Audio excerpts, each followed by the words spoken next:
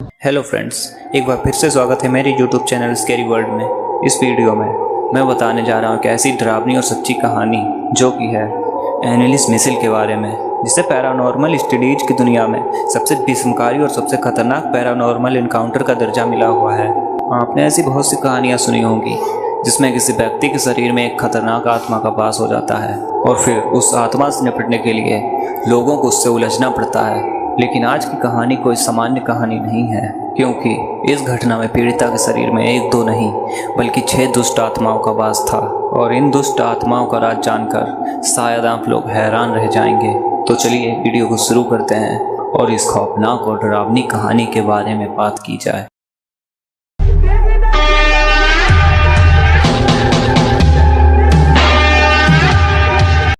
ये कहानी है एनालिस मिसिल नाम की एक लड़की की, जिसका जन्म 21 सितंबर 1952 में एक कैथोलिक परिवार में हुआ था। एनालिस के माता पिता बहुत धार्मिक और रूढ़िवादी लोग थे। एनालिस खुद भी बड़े होकर कैथोलिक धर्म प्रचारक बनना चाहती थी, लेकिन शायद नीति को कुछ और ही मंजूर था। जब एनालिस 23 साल की थी तब वह एक खतरनाक बीमारी से ग्रस्त हो गई, जिसकी वजह से हमेशा एनालिस कुछ अजीब हरकतें करती हुई पाई जाती थी। इसी वजह से एनालिस के माता पिता ने एक साइकेट्रिक से भी सलाह ली, लेकिन फिर भी एनालिस की हालत में कोई सुधार नहीं आया। उसके माता पिता ने हॉस्पिटल्स और डॉक्टर्स के चक्कर काटना शुरू किया। वहीं दूसरी ओर एनालिस की हालत और भी खराब होती जा रही थी। एनालिस के व्यवहार को देखकर उसके माता पिता को लगा शायद एनालिस को मेडिकल कंडीशन की नहीं बल्कि किसी पैरानॉर्मल घटना का शिकार हुई है। और एनालिस के पेरेंट्स ने एक चर्च की सहायता लेने का फैसला किया। उसके पेरेंट्स ने एक पादरी को अपने घर बुलाया। पादरी ने देखा कि एनालिस फर्श पर किसी निर्जीव वस्तु की तरह पड़ी है और वे वहीं पर पेशाब करके अपने ही पेशाब को जमीन से चाट रही थी और फिर पास में पड़े कोयले के टुकड़े को वो चबाने लगी। उसके चेहरे पर मौजूद खौफनाक हंसी को देखकर वे पादरी साफ समझ गया था कि एनालिस के शरीर में किसी शैतानी आत्मा का साया है। उन्होंने एनालिस के पेरेंट्स को सलाह दी कि उन लोगों को जल्द से जल्द एनालिस पर एक्सोर्सिज्म क्रिया करवा लेनी चाहिए ताकि वे जल्द से जल्द ठीक हो सके। उन्होंने एक पादरी के साथ एनालिस पर पहले एक्सोर्सिज्म क्रिया को अंजाम दिया, जहां उन्हें पता चला एनालिस के शरीर में एक तो नहीं बल्कि 6 बुरी आत्माओं का साया है। इस पहले एक्सोर्सिज्म के बाद से ही एनालिस के शरीर में वास करने वाली आत्माएं और भी ज़्यादा उग्र हो गईं और एनालिस को पूरी तरह से अपने गिरफ्त में ले लिया। परिणाम स्वरूप उन दोनों पादरियों को और भी कई एक्सोर्सिज्म क्रिया करनी पड़ी, लेकिन एनालिस के उग्र स्वभाव के कारण एक्सोर्सिज्म क्रिया से पहले उसे बिस्तर में चैनों से बांधना पड़ता था। एक्सोर्सिज्म की इन क्रियाओं से जो खुलासा हुआ वे वाकई चौंका देने वाला था। एनालिस के शरीर में मौजूद 6 आत्माओं का वास सुनकर सभी लोग हैरान हो चुके थे। उन 6 आत्माओं के नाम कुछ इस तरह के थे।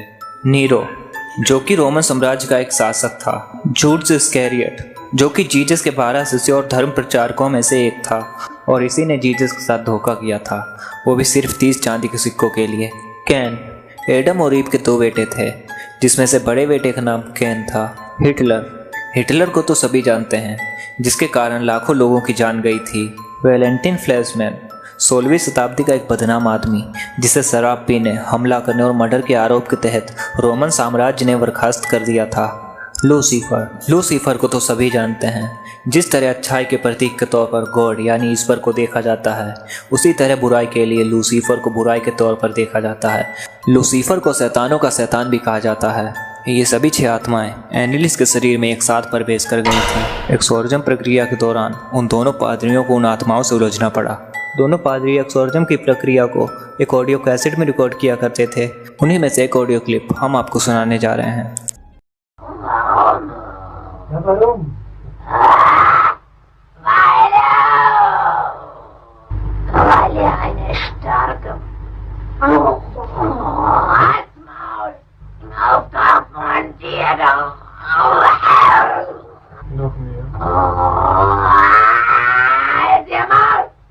Was bist du überhaupt hier?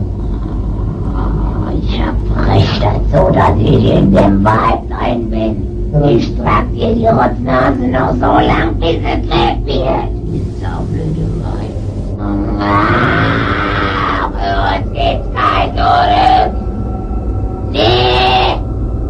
In alle Ewigkeit! Sag mir den Namen. Ich, der Judas und der Nero, der Kain und der Hitler. 5 Zimmer. Das ist der 6. Oh, den haben wir gelogen. Den habt ihr natürlich. एनिलिस कभी कभी इतना उग्र हो जाती थी कि अपने parents और भाई बहनों पर भी हमला कर देती थी। वो कभी उन्हें अपने दांतों से काट कर घायल कर देती थी, तो कभी अपने नाखूनों से नोचने लगती थी, और तो और वो खुद को भी मारने लगती थी और खुद को बुरी तरह से घायल कर देती थी। हालांकि कुछ दिन के लिए एनिलिस की हालत में थोड़ा सुधार आया। उसने सब कुछ खाना पीना छोड़ दिया था। उसका कहना था कि उसके अंदर बसे शैतान उसे कुछ भी खाने पीने नहीं देते। इसी कारण वो मल न्यूट्रिशन यानी कुपोषण का शिकार हो गई। उसका स्वास्थ्य पूरी तरह से बिगड़ चुका था। 30 जून 1976 को एनिलिस पर 62वां और आखिरी एक्सोरिज्म किया गया था, जिसके दौरान एनिलिस ने कहा था कि अब वह थक चुकी है और अब इस शरीर से छुटकारा पाना चाहती है। और 1 जुलाई 1976 की सुबह एनिलिस ने अपनी आखिरी सांस ली। लेकिन एनिलिस की मौत के बाद एक और मोड़ सामने आया, जब उसकी पोस्टमार्टम रिपोर्ट से ये साबित हुआ कि एनिलिस की मौत कुपोषण की वजह से हुई थी और वे एक मानसिक रोगी भी थी। और डॉक्टर्स ने उन दोनों पादरियों पर यह भी इल्ज़ाम लगाया कि वे लोग एनिलिस के माता पिता को गुमराह कर रहे थे। अगर वो चाहते तो एनिलिस को बचा सकते थे। लेकिन इस कहानी और एनिलिस की मौत का असल कारण वे 6 आत्माएं थीं या उसे डॉक्टरी मदद की ज़रूरत थी, ये सवाल आज भी एक रहस्य बना हुआ है।